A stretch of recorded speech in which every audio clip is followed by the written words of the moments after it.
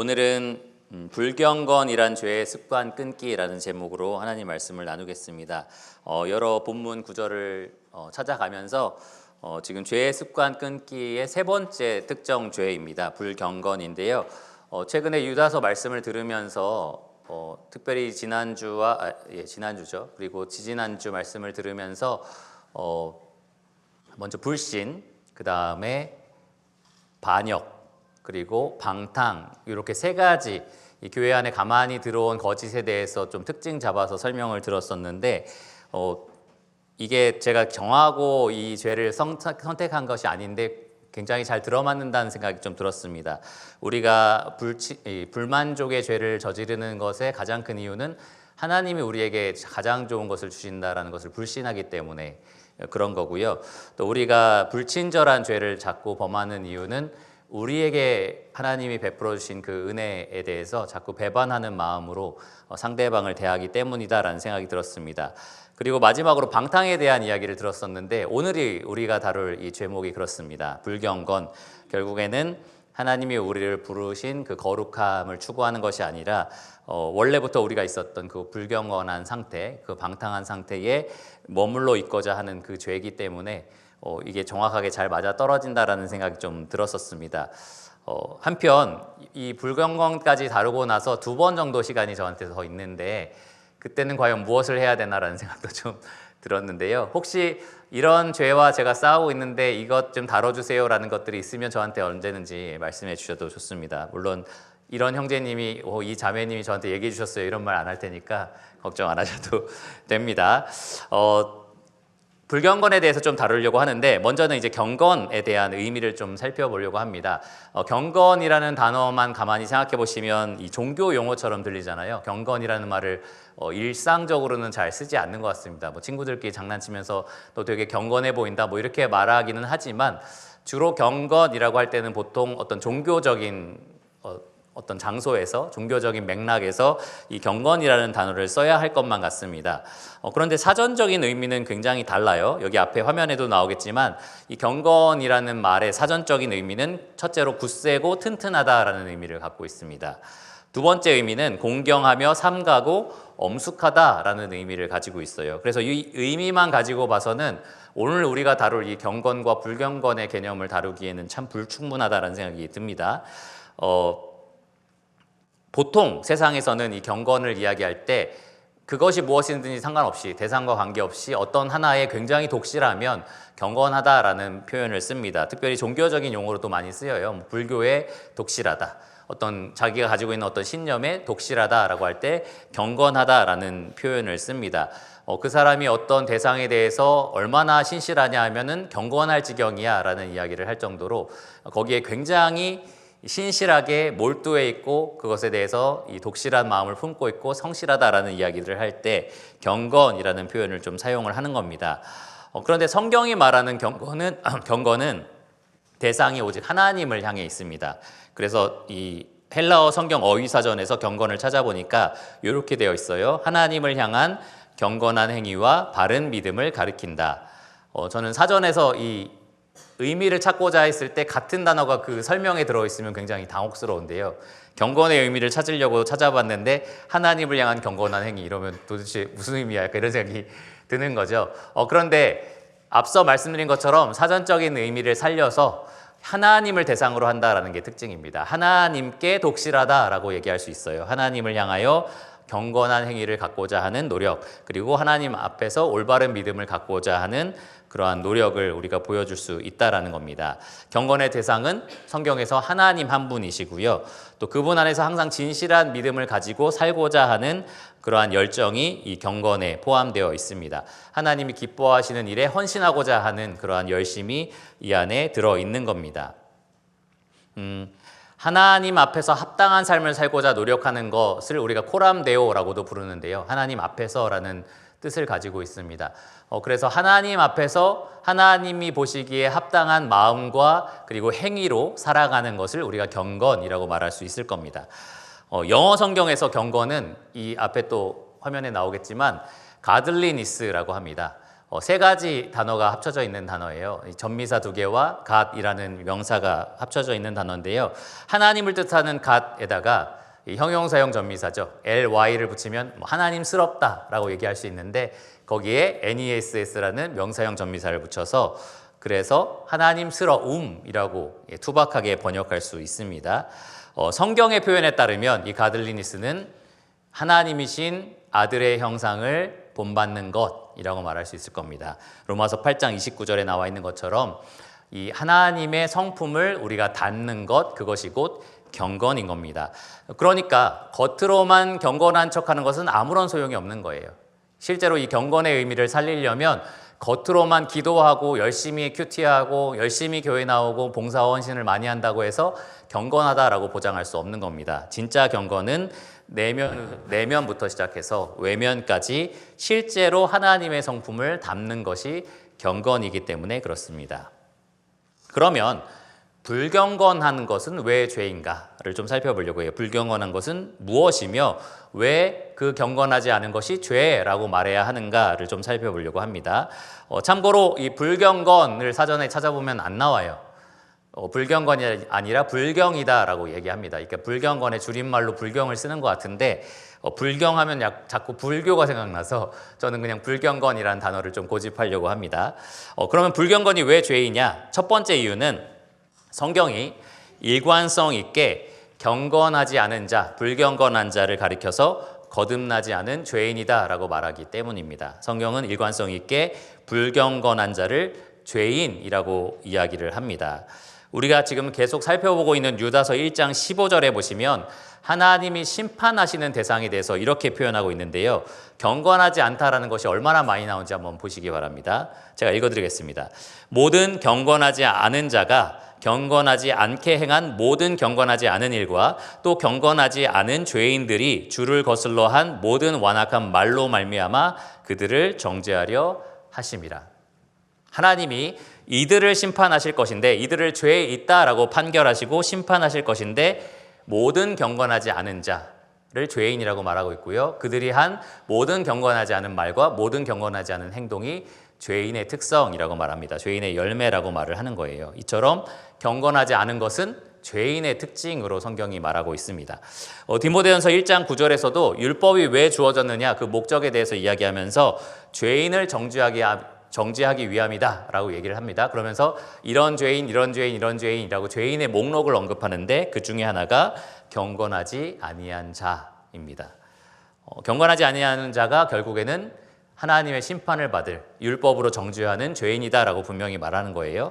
그리고 마지막으로 베드로후서 3장 7절에 보시면 이 하늘과 땅, 여러분 눈에 보이시는 이 하늘과 땅이 불로 심판하는 날까지 하나님에 의해서 보호받고 있다, 보존되고 있다라고 이야기를 했었습니다. 그러면서 이렇게 표현해요. 경건하지 아니한 사람들의 심판과 멸망의 날까지 보존하여 두신 것이다. 그러니까 이 땅이 불로 태워질 심판을 기다리고 있는데요. 그 심판 때 누가 같이 심판을 받는다는 거예요? 경건하지 않은 모든 자들이 심판을 받는다라고 말을 합니다. 이처럼 경건하지 아니한 자는 성경에서 일관성 있게 모두 거듭나지 않은 죄인, 하나님의 심판의 대상으로 설명되고 있습니다. 그래서 불경건은 죄다라고 우리가 분명하게 말할 수 있어요. 물론 거듭나지 않았다고 해서 독실하지 않을 수 있는 건 아닙니다. 독실하지 못하는 건 아닙니다. 가족에게 독실할 수 있고요. 또 직장에게 신실할 수 있고요. 또 심지어 교인으로서, 종교인으로서 교회에 열심히 들락날락할 수 있습니다. 누가 볼 때는 되게 신실해 보이는 교인일 수 있다는 거죠. 그러나 하나님과 그 사람의 1대1의 관계에 있어서는, 그 인격적인 관계에 있어서는 절대로 독실할 수가 없다는 겁니다. 로마서 3장 10절에서 18절에 의인은 없으나 하나도 없으며 라고 말씀하신 그 이유의 설명을 보면 이 경건하지 않은 자들은 하나님을 찾지도 않고 두려워하지도 않아요. 그리고 하나님 기뻐하시는 삶을 깨닫거나 따를 수가 없습니다. 그렇게 하고 싶어 하지도 않지만 그렇게 하고 싶다고 해서 할 수 있는 것도 아니다라는 겁니다. 이것이 경건하지 아니한 사람의 특징이고요. 그래서 불경건은 죄가 됩니다.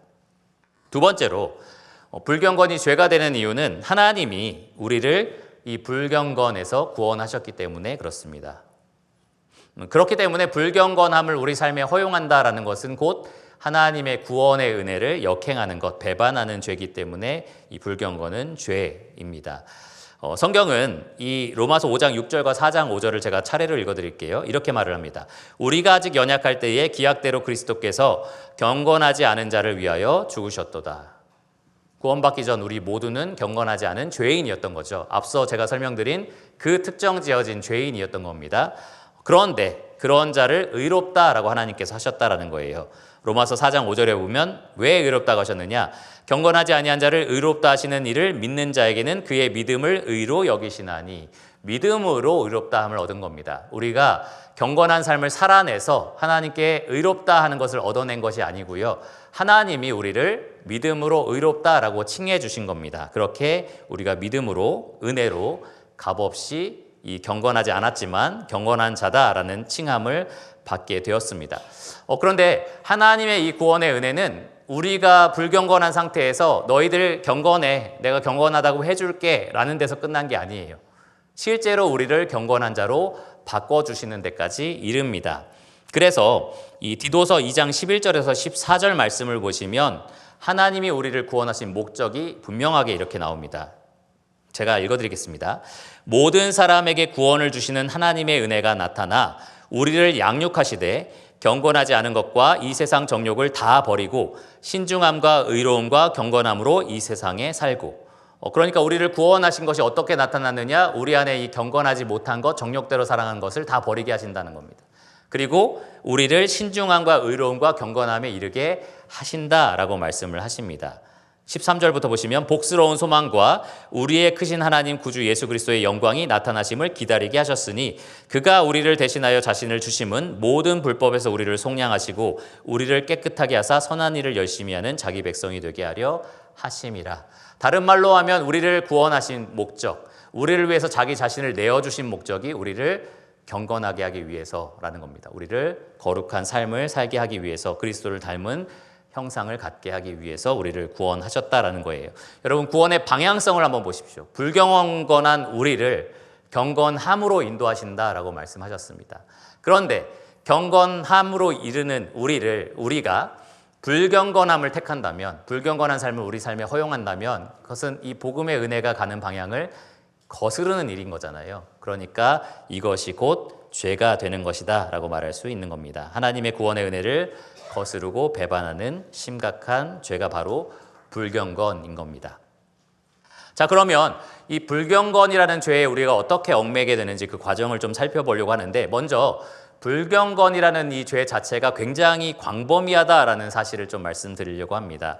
뭐가 불경건한 죄냐라고 말할 때 모든 것이 불경건한 죄라서 그렇습니다. 하나님을 닮아가는 것이 경건이라면 하나님을 닮지 않은 모든 것이 다 불경건인 거예요.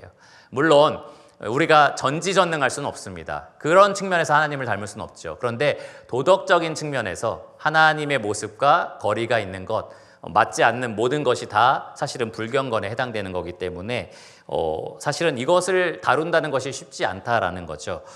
그러면 좁게 좀 설명해서 하나님이 기뻐하시는 일을 하고 하나님 미워하시는 것을 하지 않는 것, 이렇게 정의를 하더라도 사실은 이 죄를 다 다루기가 참 쉽지는 않습니다. 왜냐하면 우리의 모든 생각, 모든 감정, 모든 의지, 우리가 하는 말과 모든 행동들, 이것이 다 여기에 포함되기 때문에 여전히 범위가 넓다라는 거예요. 그래서 불만족 혹은 불친절처럼 우리가 이 삶 가운데 치열하게 싸우고 있는 어떤 특정 죄를 다루는 것처럼 다룰 수는 없는 겁니다. 그래서 조금 다른 방법으로 이 죄를 좀 다뤄보려고 해요. 먼저는 성경이 경건을 우리에게 어떻게 추구하라고 요구하고 있는지 그 명령을 좀 살펴보려고 하고요. 거꾸로 그러면 우리가 그 명령에서 어떻게 멀어지고 있는지를 좀 추적해 보려고 합니다. 그러면 죄가 어떻게 우리가 경건을 추구하는 데서 끌어내고 있는지, 우리를 끄집어내고 있는지, 우리를 끌어당기고 있는지를 좀 살펴볼 수 있을 것 같아요. 그러면 우리가 이 죄를 어떻게 끊어낼 수 있는지 그 방법을 좀 찾아볼 수 있을 것 같습니다. 그래서 먼저 성경이 경건을 어떻게 추구하라고 하고 있는지 그 명령을 좀 살펴보려고 하는데, 먼저 디모데전서 4장 7절에 보시면 이렇게 명령합니다. 망령되고 허탄한 신화를 버리고 경건에 이르도록 내 자신을 연단하라. 우리 자신을 훈련하고 연단하라는 거예요. 경건에 이르도록 계속해서 훈련할 필요가 있다라고 이야기를 하는 겁니다. 그리고 디모데전서 6장 11절에 보시면 오직 너 하나님의 사람아 이것들을 피하고 의와 경건과 믿음과 사랑과 인내와 온유를 따르며 믿음의 선한 싸움을 싸우라 라고 말을 합니다. 그러니까 경건은 그냥 살다 보면 어떻게 얻게 되는 무언가가 아닌 거예요. 싸우라고 이야기하는 겁니다. 취하라고 말하고 있고요. 그것을 방해하는 것들을 피하라고 말하고 있고요. 그리고 버리라고 말하고 있습니다. 베드로서 1장 6절에도 보시면 형제들아 더욱 힘써 너의 부르심과 택하심을 굳게 하라 라고 이야기를 합니다. 그러면서 지식의 절제를, 절제의 인내를, 인내의 경건을 더하라 라고 명령을 했어요. 경건을 우리 삶에 더하기 위해서는 우리가 굳게 하라라는 겁니다. 굳게 해야 된다. 굳게 버티고 지켜내야 한다라고 분명히 이야기를 하고 있는 겁니다. 그래서 성경이 우리에게 경건을 추구하라라고 명령한 명령들을 가만히 살펴보시면 버리라, 피하라, 연단하라, 싸우라, 더욱 힘써 굳게 하라 이렇게 투쟁할 것을 요구합니다. 경건은 가만히 신앙생활하면 얻어지는 결과물이 아니라는 거죠. 이 경건을 얻기 위해서, 경건에 이르기 위해서 우리는 끊임없이 싸우고 투쟁해야 된다라는 겁니다. 히브리서 기자는 이것을 가장 극적으로 표현을 했어요. 너희가 죄와 싸우고 있기는 한데 피 흘리기까지는 대항하고 있지 않다라고 얘기를 합니다. 무슨 말이냐? 피 흘리기까지 대항해야 된다라는 겁니다. 여러분 경건에 이르기 위해서 치열한 삶을 살아가고 계실 텐데 그래서 피를 흘려본 적 있으십니까? 그냥 실수로 피가 나고 이럴 수는 있겠지만 우리가 그 정도의 정신력을 가지고 그리고 경계심을 가지고 경건에 이르기 위해서 노력해 본 적이 별로 없을 겁니다. 그런데 그렇게 해야 한다라는 거예요. 그렇게 하는 것이 경건을 얻기 위한 싸움인 거고요. 경건을 추구하기 위해서는 이렇게 하라라고 분명히 성경이 명령하고 있는 겁니다. 여러분 경건은 연습이 아니고요. 훈련도 아닙니다. 목숨을 건 전투인 겁니다. 우리는 매일 경건에 이르는 치열한 전쟁을 치르고 있습니다. 그러면 분명히 경건의 삶이 이렇고 우리를 부르신 경건의 삶이 이런데 어떻게 우리는 불경건한 삶을 허용하게 되는 것일까? 어떻게 이 불경건이라는 죄가 우리를 얽매는 것일까를 좀 생각해 볼 수 있어요. 어떻게 얽매느냐? 우리가 전쟁할 필요가 없다라고 이야기를 합니다. 그냥 이렇게 살아도 괜찮다라고 이야기를 하는 거예요. 전쟁 중에 방심하게 만든다라는 겁니다. 불경건이라는 죄가 우리 삶에 자연스럽게 끼어들고 같이 살아도 괜찮은 것처럼 그렇게 우리 삶에 끼어든다라는 겁니다. 성경적인 표현에 따르면 미지근해진다는 거죠. 미지근해지는 겁니다. 뜨겁게 치열하게 싸우지 않고요. 차라리 차갑게 그냥 하나님에게서 돌아서는 것도 아니고요. 하나님을 믿고 따른다라고 말은 하는데 그런데 치열한 경건의 싸움은 싸우지 않는 그런 미지근한 상태가 되는 겁니다. 불경건은 우리가 그렇게 살아가도 괜찮도록 내버려 둔다라는 겁니다. 계시록 3장에 보시면 라오디게아 교회라고 여러분 잘 아실 겁니다. 주님께서 책망하셨어요. 이 경건을 추구하는 일에 있어서 미지근한 교회라고 책망을 하셨습니다. 너희가 미지근해서 내 입에서 토하고 싶다라고 주님께서 말씀을 하신 겁니다. 다른 말로 하면 구역질이 난다는 거죠. 입에서 토하고 싶다라고 주님께서 그렇게 책망을 하신 겁니다. 그들의 행위가 미지근해졌다라고 지금 평가를 하셨는데 단지 그들의 행위가 많고 적음을 지금 지적하신 것이 아니라 이 주님께 대하여 그 독실했던 마음, 그 경건했던 마음이 지금은 미지근해져 버렸다라고 지금 책망을 하셨던 겁니다. 그러면서 19절에 계시록 3장 19절에 주님께서 이 교회에 대해서 이렇게 말씀하셨습니다. 내가 사랑하는 자를 책망하여 징계하노니 그러므로 네가 열심을 내라 회개하라. 경건에 이르도록 열심을 내야 한다라고 말씀을 하신 겁니다. 그 미지근한 삶을 회개하고 돌이켜서 다시 열심히 치열하게 싸우는 이 경건을 추구하는 삶으로 돌이키라라고 말씀을 하신 겁니다. 중요한 것은 이 라오디게아 교회 성도들이 자신들이 그 미지근한 상태였다는 것을 몰랐다는 거예요. 자신들은 충분히 하나님 안에서 풍요로운 은혜를 누리고 있다라고 생각을 했던 겁니다. 이게 참 무서운 일인 겁니다. 불경건의 죄가 무서운 것 중에 하나가 그렇게 살아도 괜찮다라고 우리를 속인다는 거예요. 17절에 보시면 계시록 3장 17절인데요. 이 교회가 이렇게 스스로 이야기를 했었습니다. 네가 말하기를 나는 부자라 부요하여 부족한 것이 없다 하나 너의 공고한 것과 가련한 것과 가난한 것과 눈먼 것과 벌거벗은 것을 알지 못하는도다. 죄는 이렇게 이 경건에 이르는 전쟁을 치르는 우리를 나태하게 만들고요, 게으르게 만듭니다. 치열한 삶을 살지 않아도 괜찮다라고 생각하고요, 미지근한 삶을 살고 있는데도 이것이 충분히 복음의 은혜를 누리는 삶이다라고 속게 만드는 겁니다. 나는 부요하다, 구원의 은혜를 받았다, 하나님 안에서 나는 감사할 것이 너무 많다, 이렇게 생각하는데 사실은 그 불경건한 죄를 내 삶에 이것저것 다 허용함으로써 하나님의 은혜를 정말로 궁핍하게 그렇게 경험하고 있는 겁니다. 그런데도 그것을 모르는 거예요. 볼 수 없는 거고요, 알지 못하는 겁니다. 불경건한 삶을 우리 삶에 허용할 때 우리는 그러한 하나님의 은혜에 있어서 기아 상태에 빠지는 그러한 불행을 경험하게 될 겁니다. 이 경건의 전쟁은 마치 이스라엘 백성들과 같아요. 그러니까 이스라엘 백성들이 이 약속의 땅을 차지했던 그 과정과 같습니다. 하나님께서 이스라엘 백성과 함께 하시면서 모든 적군들을 내가 너희와 함께 무찌르겠다, 점령하게 하겠다라고 약속을 하셨는데 다 은혜로 약속을 하신 거죠. 내가 이것을 다 너희에게 주겠다, 너희 것이 되게 하겠다라고 약속을 하셨는데 그들은 그렇게 마땅히 남은 이 민족들을 무찔러야 했었고요, 그리고 점령해야만 했었습니다. 그렇게 할 수 있었던 거고요. 그런데 여러 가지 핑계를 댑니다. 저들은 뭐 병거를 가졌다, 저들은 강하다, 뭐 이런 핑계들을 대면서 결국에는 쫓아내지 않았습니다. 그 불경건했던 민족들을 약속의 땅에서 쫓아내지 않았을 때에 하나님께서 사사기 2장 2절에서 3절을 보시면 그들은 너의 평생의 가시가 될 것이다 라고 말씀하셨어요. 그들이 믿는 신들은 너희들의 평생의 올무가 될 것이다 라고 그렇게 경고를 하셨었습니다. 이것이 우리가 불경건을 대하는 태도와 완전히 유사하다라고 생각을 해요. 우리가 불경건한 삶을 우리 삶에 허락한다면, 허용한다면 결국에는 그것이 우리를 찌르는 그러한 가시가 될 거고요, 우리를 넘어뜨리는 원수가 될 겁니다. 존 오웬이 이렇게 말을 했어요. 죄를 죽이고 또 죽이라. 그렇지 않으면 죄가 당신을 죽일 것이다. 여러분, 계속해서 죄를 죽이고 또 죽이는 전쟁을 날마다 치르셔야 하는 겁니다. 존 오웬이 이 말을 발명해낸 것은 아니고요, 성경에 있는 내용을 착안해서 만든 얘기입니다. 로마서 8장 13절에 나와 있는데요. 너희가 육신대로 살면 반드시 죽을 것이로되 영으로서 몸의 행실을 죽이면 살리니.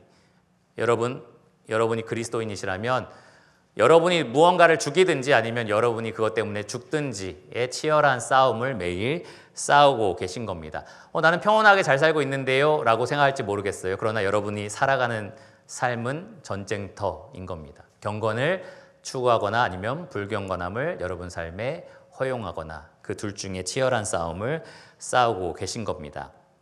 그러면 이 불경건함이라는 죄를 어떻게 내가 죽일 수 있을까? 마지막으로 이 불경건이라는 죄의 습관을 끊어내는 것에 대해서 좀 살펴보려고 하는데요. 내 삶에서 불경건한 것은 여러 가지 것이 될 수 있습니다. 그 전에 살펴본 불친절이 될 수도 있고요, 불만족이 될 수도 있고요, 누군가를 용서하지 않는 것이 될 수도 있고요, 미워하는 것이 될 수도 있습니다. 그런 여러 가지 죄를 어떻게 우리가 우리 삶에서 몰아내고 하나님 기뻐하시는 경건한 것으로, 거룩한 것으로 채워갈 수 있느냐라는 거죠. 그 비결이 갈라디아서 2장 20절에 기록되어 있습니다. 한번 같이 살펴볼까요? 갈라디아서 2장 20절입니다.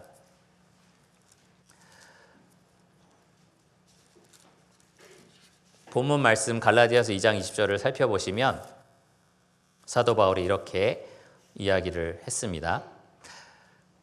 내가 그리스도와 함께 십자가에 못 박혔나니 그런즉 이제는 내가 사는 것이 아니요 오직 내 안에 그리스도께서 사시는 것이라. 이제 내가 육체 가운데 사는 것은 나를 사랑하사 나를 위하여 자기 자신을 버리신 하나님의 아들을 믿는 믿음 안에서 사는 것이라. 먼저 이 말씀이 굉장히 많은 오해를 받고 있는데요. 수동주의자라고 불리는 사람들 때문에 이 말씀은 마치 그리스도께서 내 안에서 살아가실 거니까, 살아내실 거니까 나는 아무것도 안 해도 된다, 이렇게 이제 많이 오해받고 있습니다. 그래서 최근에는 아니고 좀 전에 제가 들었던 말씀 중에 어떤 분은 아침에 일찍 일어나는 것도 그리스도께서 알아서 하실 거니까 알람 맞추지 마라, 이렇게 말씀하신 거 들어본 적이 있는데 갈라디아서 2장 20절에서 그런 교훈을 어떻게 찾아내셨지? 이런 생각을 한 적이 있습니다. 절대로 수동적인 삶을 이 말씀이 얘기하지 않아요. 이 말씀은 주체적이고 적극적인 삶을 말합니다. 이제 내가 육체 가운데 사는 것은 내가 육체 가운데서 사는 겁니다. 여전히 삶의 주체는 나인 거예요. 그런데 이 갈라디아서 2장 20절이 말하는 것은 삶의 목적이 달라졌다는 겁니다. 목적과 동력이 완전히 달라졌다는 겁니다. 이제는 나의 육신의 욕구대로 살지 않는다라는 겁니다. 이제 내 안에 계신 그리스도께서 원하시는 대로 산다라고 이야기를 하는 겁니다. 내가 원하는 대로, 내가 자연스럽게 반응하고 싶은 대로 하지 않는다는 거죠. 나는 십자가에서 죽었기 때문에 나는 죽었다라고 선언을 하는 겁니다. 이 전쟁터에서 내가 원하는 대로 나는 이제 하지 않는다. 불경건함이 마치 내가 진짜로 간절히 원하는 것 같고 그것이 진짜 맞는 것처럼 내가 여겨지더라도 이제는 나는 죽었다라고 선언을 하는 겁니다. 그리고 그리스도께서 내 안에 살아계시는 그 주님, 군대 장관께서 명령하신 대로 나는 말하고 행동하겠다라고 선언을 하는 겁니다. 내 안에 계신 그리스도, 그분을 위하여 우리는 살고 그분을 위하여 죽는 겁니다. 사나 죽으나 우리는 다 주님의 것이기 때문에 그렇습니다. 예를 들어서 여러분들은 어떤 사람을 도저히 용서할 수 없겠다라는 생각이 들 수 있어요. 혹은 어떤 상황이 좀처럼 만족스럽지 않다라고 느끼실 수가 있습니다. 어떤 대상은 정말로 내가 친절하게 대하고 싶은데 잘 안 된다. 정말로 친절하게 대하는 것이 불가능하다라고 여겨질 때가 있을 겁니다. 그럴 때 이건 내 마음이 지금 내키지 않는 건데 내가 진짜로 내 안에 어떤 욕구가 정말로 조금도 그렇게 하고 싶지 않은데 그러니까 그렇게 안 하는 게 맞지 않을까라는 생각이 드는 거죠. 여러분의 이 육신의 욕심은 그렇게 하는 것이 옳다라고 여러분들을 미혹할 겁니다. 이 죄에 대해서는 그냥 어쩔 수 없는 부분이니까 내버려둬도 괜찮다라고 여러분들을 설득하는 거죠. 그럴 때에 그렇게 죄를 허용하면서 어쩔 수 없는 부분이니까 그냥 이 부분은 내가 계속 죄를 짓고 살아야겠다라고 하는 것이 아니라 이렇게 선언해야 되는 겁니다. 나는 그리스도와 함께 십자가에 못 박혔고 그래서 이제는 내 육신의 욕심대로 하지 않겠다라고 선언을 해야 되는 거예요. 그 전쟁을 치를 때에 내가 죽었다라는 것을 선언하는 겁니다. 여기 앞에 써 있는데요. 같이 한번 얘기해 볼까요? 시작. 나는 그리스도와 함께 십자가에 못 박혔고 그래서 이제는 내 육신의 욕심대로 하지 않겠다. 여러분들이 그러한 죄의 어떤 유혹을 받을 때에 내 본성이 시키는 대로 반응하고 싶을 때에 내가 지금 이 죄가 있다는 것을 어느 정도는 알지만 이건 어쩔 수 없는 거야 라고 그렇게 타협하고 있을 때에 이렇게 선언을 하는 겁니다. 나는 죽어야 된다. 지금 죽어야 된다라고 이렇게 이야기를 하는 겁니다. 나는 이미 십자가에서 죽었다. 내가 내 욕심대로 내가 원하는 대로 할 권리가 나에게는 없다라고 이야기를 하는 겁니다. 주님께서 우리에게 명령하신 것처럼 자기를 따르는 모든 자들은 자기를 부인해야 된다라고 말씀하셨잖아요. 날마다 자기 십자가를 지고 나를 쫓으라라고 말씀하셨습니다. 날마다 그 경건을 추구하는 전쟁에서 나는 죽기를 각오해야 되는 겁니다. 그리고 나서 계속해서 이 전쟁을 치러야 되는데요. 보통 우리가 이 전쟁을 치를 때에 항상 승리하면 좋겠는데 패배할 때가 많습니다. 이런 말씀을 들을 때 아마 각오하실 거예요. 그래, 어떤 부분에 대해서 내가 되게 만족하지 못했었는데 이제는 만족해봐야겠어. 내가 어떤 사람에 대해서 용서하지 못했었는데 이제 용서하려고 좀 노력해봐야겠어. 내가 굉장히 어떤 것만 생각하면 계속 마음속에 분노가 차고 막 억울함을 어떻게 이겨낼 수가 없었는데 하나님께 온전히 맡기고 감사하는 삶을 살아야겠어. 이렇게 이제 각오를 하는 거죠. 그런데 그 각오대로 승리하면 좋겠는데 실패할 때가 굉장히 많습니다. 계속해서 실패하는 것처럼 보일 때가 많고요. 이 전쟁은 실패하기로 정해졌나 보다. 이 영역은 나는 그냥 실패할 수밖에 없나 보다. 이렇게 생각이 들 정도로 계속 실패할 때가 있습니다. 그런데 그러한 패배가 여러분으로 하여금 전쟁 포기, 항복을 이끌어내면 안 되고요. 이 전쟁에서 승리할 수 있는 그 자원을 구하는 것으로 나아가야 하는 겁니다. 이 전쟁을 승리할 수 있게 하시는 분이 여러분과 함께 하시기 때문에 그분께 기도를 하는 그러한 시간으로 나아가야 된다는 겁니다. 그것이 바로 이 바울이 말했던 나를 사랑하사 나를 위하여 자기 자신을 버리신 하나님의 아들을 믿는 믿음 안에서 사는 것이다 라는 것의 의미예요. 하나님의 아들 예수님은 여러분을 위해서 자기 자신을 내어주실 정도로 여러분을 사랑하신 분입니다. 그분을 믿는다는 것은 무엇을 의미합니까? 그분이 나의 이 불경건함을 이기게 하실 것이다 라는 것을 믿는 겁니다. 그분이 내 안에 살아계셔서 결국에는 나를 승리하게 하실 것이다 라는 것을 믿는 겁니다. 베드로후서 1장 3절과 4절은 이렇게 명확하게 답합니다. 그리스도를 말해요. 그의 신기한 능력으로 생명과 경건에 속한 모든 것을 우리에게 주셨으니 이미 경건에 속한 모든 것을 그리스도께서 우리에게 주셨다라고 말을 하는 거예요. 그분 안에 우리가 살아갑니다. 그분이 우리 안에 살아 계십니다. 그러니까 경건을 우리가 추구할 수 있는 거고요. 경건을 이루기 위한 싸움을 우리가 끝까지 싸울 수가 있는 겁니다. 그 이후의 말씀을 보시면 이는 자기의 영광과 덕으로서 우리를 부르신 이를 알므로 말미암음이라. 이로써 그 보배롭고 지극히 큰 약속을 우리에게 주사 이 약속으로 말미암아 너희가 정욕 때문에 세상에서 썩어질 것을 피하여 신성한 성품에 참여하는 자가 되게 하려 하셨느니라. 여러분, 하나님께서는 우리를 신성한 성품, 이 경건에 이르도록 우리를 구원하신 겁니다. 그렇게 하시겠다라고 분명하게 약속하셨습니다. 그러니까 여러분, 패배할 때마다 그냥 넘어지지 마시고 포기하지 마시고 항복을 선언하지 마시고 하나님께 간절히 구하시는 겁니다. 이 전쟁에서 이기게 해주세요. 이 전투를 또 치르게 될 건데 이 전투에서 이기게 해주세요라고 그렇게 간절히 구하시기를 바랍니다. 하나님께서는 반드시 그리스도 예수 안에 살아가는 여러분들을 이 신성한 성품, 곧 경건에 참여하는 자가 되도록 만들어 주실 겁니다. 이것이 우리가 패배하더라도 계속해서 이 경건을 추구하는 싸움을 싸워야 할 이유가 되는 거예요. 죄를 죽이고 또 죽여야 하는 이유가 되는 겁니다. 분명히 죄에게 우리가 죽은 것처럼 쓰러지고 넘어졌는데 그래도 다시 일어나서 또 죄와 싸워야 하는 이유가 되는 겁니다. 결국에는 그리스도께서 승리하실 것이기 때문에 그렇습니다. 결국에 그리스도 안에서 우리가 함께 이기는 자가 될 것이기 때문에 그렇습니다. 그러니까 여러분, 죄를 허용하지 마세요. 여러분 삶 가운데 있는 그 죄들을 그래, 이런 불편한 마음들과 내가 지금 싸우고 있는데 어쩔 수 없지 뭐 하고 그냥 내버려 두지 마시라는 거죠. 그것과 끝까지 싸우겠다라고 선언하시기를 바랍니다. 반드시 날마다 치열한 전쟁을 치르시기를 바랍니다. 모두가 싸우는 싸움들이 있을 겁니다. 삶에서 씨름하고 있는 것들이 있을 거예요. 어떤 사람들은 평온하게 행복한 날들을 보내다가 어느 날 갑자기 그런 싸움들이 정말로 소용돌이 치듯이 삶을 이렇게 애워쌀 때가 분명히 있을 겁니다.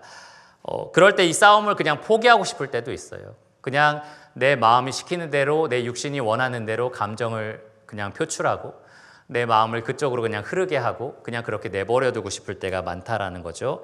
그런데 여러분, 불경건함은 죄다라는 것을 기억하시고 경건을 추구하기 위한 그 싸움을 포기하지 마시기를 바랍니다. 하나님께서 우리를 반드시 승리자의 자리에 앉히실 것이기 때문에 그렇습니다. 이 골로새서 1장 22절과 23절을 보시면 이렇게 되어 있어요. 너희를 거룩하고 흠없고 책망할 것이 없는 자로 그 앞에 세우고자 하셨으니 만일 너희가 믿음에 거하고 터 위에 굳게 서서 너희 들은 바 복음의 소망에서 흔들리지 아니하면 그리하리라. 여기 이 말씀에서 만일 때문에, 여기 앞에 화면에도 나오지만 이 만일 때문에 우리가 이렇게 해야만 승리할 것이다 라고 여러분 좀 오해하실 수도 있는데, 사실 이 만일은 원어적으로 해석을 하면 사실 그러므로 해당이 됩니다. 하나님이 우리를 거룩하고 흠없고 책망할 것이 없는 자로 하나님 앞에 세우시겠다라고 약속하신 거예요. 그렇기 때문에 우리가 어떻게 할 수 있느냐? 믿음에 거할 수 있고요. 터 위에 굳게 설 수 있고요. 또 이 복음의 소망에 흔들리지 않고 끝까지 치열하게 경건을 추구하는 싸움을 싸울 수가 있는 겁니다. 그러니까 여러분, 싸움을 포기하지 마세요. 싸우기를 그치지 마시기 바랍니다. 매일매일 싸우시기를 바랍니다. 여러분 옆에 있는 사람하고 싸우라는 거 아니고요. 내 안에 내적으로 벌어지는 전쟁을 치르시라는 겁니다. 다시 무장하시고 복음의 전신갑주를 입고 무장하셔서 다시 일어나서 그리스도를 힘입어서 계속해서 여러분 안에서 불경건하게 남아있는 그런 족속들을 몰아내시기를 바랍니다. 그래서 구원의 풍성한 은혜를 여러분이 누리시기 되기를 원합니다. 마지막으로 지금까지 불만족, 불친절 그리고 불경건에 대해서 이야기를 했었는데 이 이야기를 하면서 결국에는 우리가 예수님을 어떤 분으로 아느냐와 관계가 있다라고 생각이 들었어요. 그래서 결론을 이렇게 좀 내어보려고 합니다. 만일 여러분들이 불만족하시다면 화면에도 좀 나올 건데요. 둘 중에 하나예요. 여러분들이 만약에 불만족하시다면 첫째, 예수님이 그만큼 만족스럽지 못한 분이시거나 아니면 여러분이 예수님으로 만족하고 있지 않은 상태인 겁니다. 예수님이 아닌 다른 대상을 지금 만족의 대상으로 삼고 있는 거예요. 내 삶에서 불만족이라는 것이 흘러나왔다라고 했을 때 그 둘 중에 하나라는 것을 기억하시라는 거죠. 원래부터 예수님은 그만큼 우리에게 만족스러운 분이 못 돼가 사실이거나 아니면 내가 지금 예수님에게서 만족을 얻으려고 하지 않는 것이다 라는 것을 기억하시라는 겁니다. 불친절이라는 죄가 내 삶에 계속해서 맺힐 때에 둘 중에 하나인 겁니다. 첫째, 예수님이 그만큼 우리에게 자비롭지 않으신 분이었거나 아니면 내가 그 받은 자비로 다른 사람을 대하지 않는 죄를 짓고 있는 것이다 라고 생각을 하셔야 되는 겁니다. 내가 그리스도를 그만큼 자비롭지 못한 분으로 여기고 있는 것이다 라는 생각을 하셔야 된다는 거죠. 마지막으로 불경건에 대해서도 마찬가지입니다. 예수님이 우리를 경건에 이르게 할 만큼 충분히 능력이 없으시거나 아니면 그럴 소원이 없으신 분이다 라고 생각을 하든지 아니면 내가 이 예수님을 불신하면서 경건에 이르는 그러한 치열한 열심을 내지 않는 죄를 범하고 있구나 이렇게 이제 생각을 하셔야 된다는 거예요. 이렇게 보니까 좀 극단적으로 들리실 수도 있을 겁니다. 그런데 이 진리라는 것은 극단적이진 않지만 급진적인 것은 사실입니다. 예수님은 우리에게 영원한 만족이 되신다라고 성경이 말하고 있다면 우리는 불만족이란 죄와 치열하게 싸워야 됩니다. 예수님이 우리에게 정말로 풍성하고 헤아릴 수 없는 자비를 베푸셨다라는 것이 사실이라면 우리는 불친절이라는 죄와 끝까지 싸워야 합니다.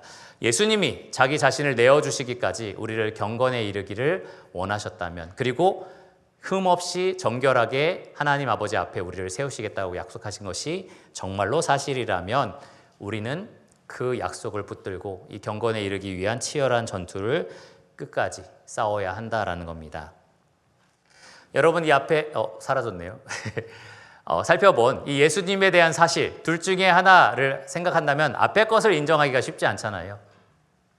예수님이 그런 분이다라고 말하기가 쉽지 않습니다. 그러니까 여러분 우리가 이 불만족과 불친절과 불경건이라는 죄와 끝까지 싸우기를 원합니다. 제가 개인적으로 굉장히 어려움을 가지고 막 신앙과 믿음이 흔들릴 정도로 많이 어려움을 겪고 있을 때 한 가까운 친구가 이렇게 경고하더라고요. 네가 믿고 있는 예수님이 너한테 어떤 의미인지 한번 드러났는지 보자 뭐 이렇게 얘기하더라고요.